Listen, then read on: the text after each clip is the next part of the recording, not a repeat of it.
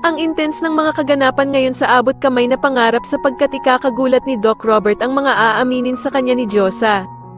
Dito nga ay hindi na makakatiis si Diyosa dahil sa pananakit na ginawa ni Doc Carlos kay Lynette kaya naman ay pupuntahan niya si Doc Robert para humingi ng tulong dito.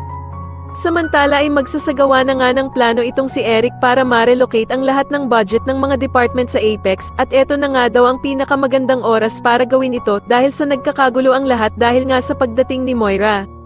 Makakaramdam naman ang bruhang si Moira na meron nga daw silang pagkakahalin tulad sa mag-amang Eric at Justin at dito nga ay kakausapin ni Moira si Justin na isama nga daw siya sa kanilang plano.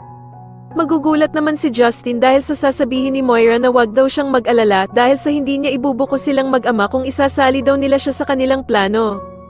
Sa kabilang banda naman sa wakas nga ay mabibigyan linaw na ang nangyaring krimen kay Don Pepe dahil sa makikita na nga ng mga pulis ang sasakyan na ginamit ni Moira.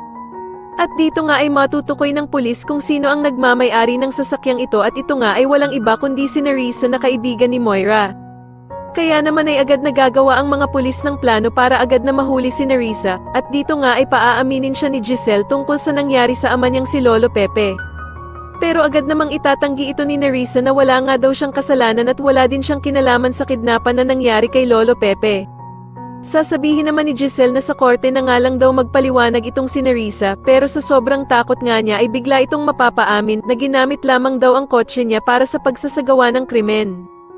Sa tingin niyo tuluyan na nga kayang lumabas ang katotohanan na si Moira ang mastermind ng nangyari kay Lolo Pepe, mas lalo na nga talagang nagiging exciting ang mga susunod na kaganapan kaya naman ay mas lalo pa nating abangan ang mas lalong gumigandang abot kamay na pangarap. Maraming salamat po sa inyong panonood at sana po ay masubscribe niyo ako. Maraming salamat po.